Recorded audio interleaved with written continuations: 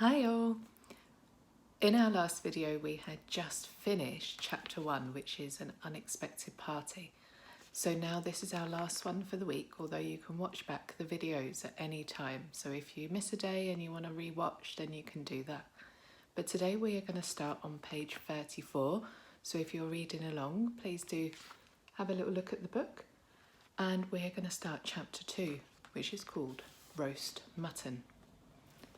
Up jumped Bilbo, and putting on his dressing gown went into the dining room. There he saw nobody, all the signs of a large and hurried breakfast. There was a fearful mess in the room and piles of unwashed crocks in the kitchen. Nearly every pot and pan he possessed seemed to have been used. The washing up was so dismally real that Bilbo was forced to believe the party of the night before had not been part of his bad dreams as he had rather hoped. Indeed, he was rather relieved after all to think that they had all gone without him and without bothering to wake him up. And with never a thank you, he thought. And yet in a way he could not help feeling just a trifle disappointed. That feeling surprised him. Don't be a fool, Bilbo Baggins, he said to himself, thinking of dragons and all that outlandish nonsense at your age. So he put on an apron, lit fires, boiled water and washed up. Then he had a nice little breakfast in the kitchen before turning out the dining room. By that time the sun was shining and the front door was open, letting in a warm spring breeze. Bilbo began to whistle loudly and to forget about the night before. In fact, he was just sitting down to a nice little second breakfast in the dining room by the open window, when in walked Gandalf. "My dear fellow," he said, "whenever are you going to come? What about an early start? And here you are having breakfast, or whatever you call it, at 10:30. They left you the message because they could not wait." "What message?" said poor Mr. Baggins, all in a fluster. "Great elephants," said Gandalf, "you are not at all yourself this morning. You have never dusted the mantelpiece." "What's that got to do with it? I have had enough to do with washing up for 14. "If you had dusted the mantelpiece, you would have found this just under the clock," said Gandalf, handing Bilbo a note, written, of course, on his own notepaper. This is what it read. "Foreign and Company to Burglar Bilbo. Greeting. For your hospitality, our sincerest thanks, and for your offer of professional assistance, our grateful acceptance. Terms. Cash on delivery, up to and not exceeding 1/14 of total profits, if any. All travelling expenses guaranteed in any event. Funeral expenses to be defrayed by us or by our representatives if occasion arises and the matter is not otherwise arranged for. Thinking it unnecessary to disturb your esteemed repose, we have proceeded in advance to make requirement preparations and shall await your respected person at the Green Dragon Inn by water at 11 a.m. sharp, trusting that you will be punctual. We have the honour to remain, yours deeply, Foreign and Co." "That leaves you just 10 minutes. You'll have to run," said Gandalf. "But," said Bilbo. "No time for it," said the wizard. "But," said Bilbo again. "No time for that either. Off you go."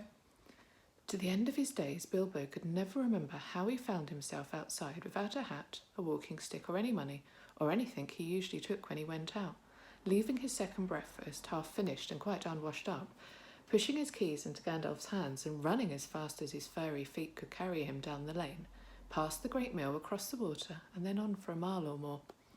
Very puffed he was when he got to Bywater, just on the stroke of 11, and found he'd come without a pocket handkerchief. "Bravo," said Balin, who was standing at the inn door looking out for him. Just then all the others came round the corner of the road from the village. They were on ponies, and each pony was slung about with all kinds of baggages, packages, parcels and paraphernalia. There was a very small pony, apparently for Bilbo. "Up you two get and off we go," said Foreign. "I'm awfully sorry," said Bilbo, "but I've come without my hat, and I've left my pocket handkerchief behind, and I haven't got any money. I didn't get your note until after 10:45 to be precise." "Don't be precise," said Dwalin, "and don't worry. You will have to manage without pocket handkerchiefs and a good many other things before you get to the journey's end. As for a hat, I have got a spare hood and cloak in my luggage." That's how they all came to start, jogging off from the inn one fine morning just before May on laden ponies, and Bilbo was wearing a dark green hood, a little weather-stained, and a dark green cloak borrowed from Dwalin. They were too large for him and he looked rather comic. What his father Bongo would have thought of him, I daren't think. His only comfort was he couldn't be mistaken for a dwarf, as he had no beard. They'd not been riding very long when up came Gandalf, very splendid, on a white horse. He brought a lot of pocket handkerchiefs and Bilbo's pipe and tobacco. So after that the party went along very merrily, and they told stories or sang songs as they rode forward all day, except of course when they stopped for meals. These didn't come quite as often as Bilbo would have liked them, but still he began to feel that adventures were not so bad after all. At first they'd passed through Hobbit lands, a wide respectable country inhabited by decent folk with good roads, an inn or two, and now then a dwarf or a farmer ambling by on business. Then they came to lands where people spoke strangely and sang songs Bilbo had never heard before. Now they had gone on far into the lone lands, where there were no people left, no inns, and the roads grew steadily worse. Not far ahead were dreary hills rising higher and higher, dark with trees. On some of them were old castles of an evil look, as if they had been built by wicked people. Everything seemed gloomy, for the weather that day had taken a nasty turn. Mostly it had been as good as May could be. May can be, even in merry tales, but now it was cold and wet. In the lone lands they had been obliged to camp when they could, but at least it had been dry. To think it will soon be June, grumbled Bilbo as he splashed along behind the others in a very muddy track. It was after tea time, it was pouring with rain, and had been all day. His hood was dripping into his eyes, his cloak was full of water, the pony was tired and stumbled on stones, the others were too grumpy to talk. And I'm sure the rain has got into the dry clothes and into the food bags, thought Bilbo. Bother burgling and everything to do with it. I wish I was at home in my nice hole by the fire, with the kettle just beginning to sing. It was not the last time that he had wished that. Still the dwarves jogged on, never turning around or taking any notice of the hobbit. Somewhere behind the grey clouds the sun must have gone down, for it began to get dark as they went down into a dark valley with a river at the bottom. Wind got up and willows along its banks bent and sighed. Fortunately, the road went over an ancient stone bridge, for the river, swollen with the rains, came rushing down from the hills and mountains in the north. It was nearly night when they had crossed over. The wind broke up the grey clouds and a wandering moon appeared above the hills between the flying rags. Then they stopped and Thorin muttered something about supper. And where shall we get a dry patch to sleep on? Not until then did they notice that Gandalf was missing. So far he had come all the way with them, never saying if he was in the adventure or merely keeping them company for a while. He'd eaten most, talked most, and laughed most, but now he was simply not there at all. Just when a wizard would have been most useful too, groaned Dori and Norri, who shared the hobbit's views about regular meals, plenty and often. They decided in the end that they would have to camp where they were. They moved to a clump of trees, and though it was drier under them, the wind shook the rain off the leaves, and the drip drip was most annoying. Also, the mischief seemed to have got into the fire. Dwarves can make a fire almost anywhere out of almost anything, wind or no wind, but they could not do it that night, not even Oin and Gloin, who were especially good at that. Then one of the ponies took fright at nothing and bolted. He got into the river before they could catch him, and before they could get him out. Philly and Killy were nearly drowned, and all the baggage that he carried was washed away from him. Of course, it was mostly food, and there was mighty little left for supper, and less for breakfast. There they all sat, glum and wet and muttering, while Oin and Gloin went on trying to light the fire and quarrelling about it. Bilbo was sadly reflecting that adventures are not at all pony rides in May sunshine, when Balin, who was always their lookout man, said, "There's a light over there." There was a hill some way off with trees on it, pretty thick in parts. Out of the dark mass of the trees they could now see a light shining, a reddish, comfortable-looking light, as it might be a fire or torches twinkling. When they had looked at it for some while, they fell to arguing. Some said no, and some said yes. Some said they could but go and see, and anything was better than little supper, less breakfast, and wet clothes all the night. Others said these parts are none too well known, and are too near the mountains. Travellers seldom come this way now. The old maps are no use. Things have changed for the worst, and the road is unguarded. They have seldom even heard of the king round here, and the less inquisitive you are as you go along, the less trouble you are likely to find. Some said, After all, there are 14 of us. Others said, "Where has Gandalf got to?" This remark was repeated by everybody. Then the rain began to pour down worse than ever, and Oin and Cloin began to fight. That settled it. "After all, we have got a burglar with us," they said, and so they made off, leading their ponies, with all due and proper caution, in the direction of the light. They came to the hill and were soon in the wood. Up the hill they went, and there was no proper path to be seen, such as might lead to a house or a farm, and do what they could, they made a deal of rustling and crackling and creaking, and a good deal of grumbling and dratting, as they went through the trees in the pitch dark. Suddenly the red light shone out very bright through the tree trunks not far ahead. "Now it is the burglar's turn," they said, meaning Bilbo.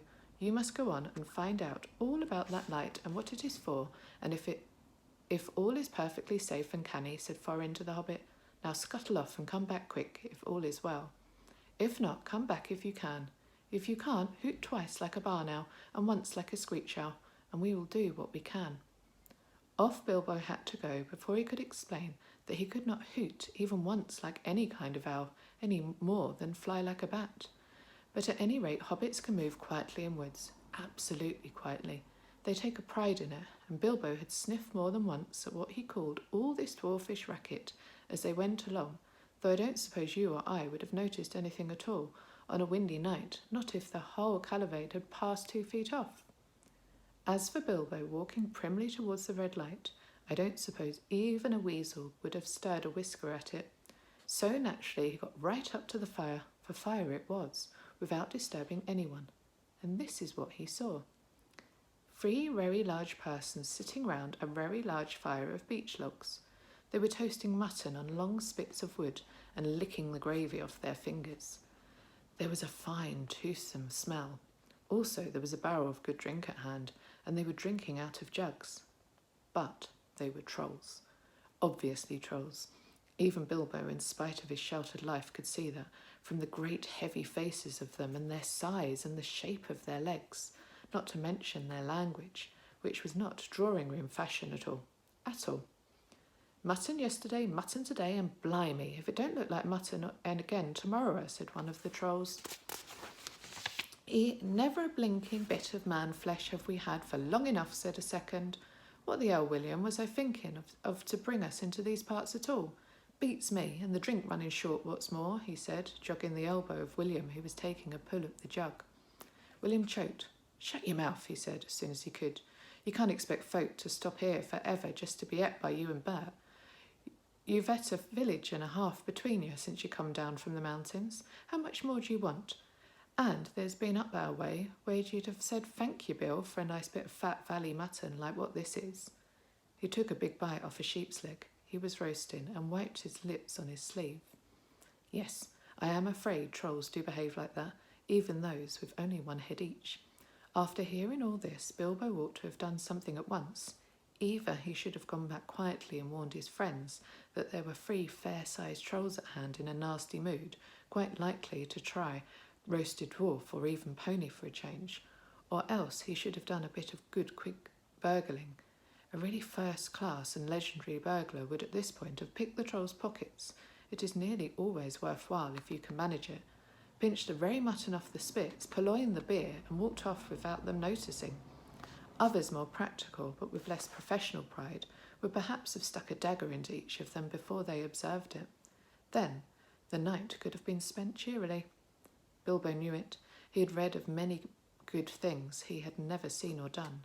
He was very much alarmed as well as disgusted. He wished himself 100 miles away, and yet somehow he could not go straight back to Thorin and company empty-handed.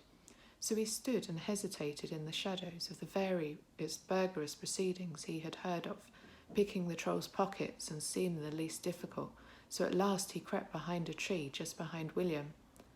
Bert and Tom went off to the barrel. William was having another drink. Then Bilbo plucked up the courage and put his little hand in William's enormous pocket.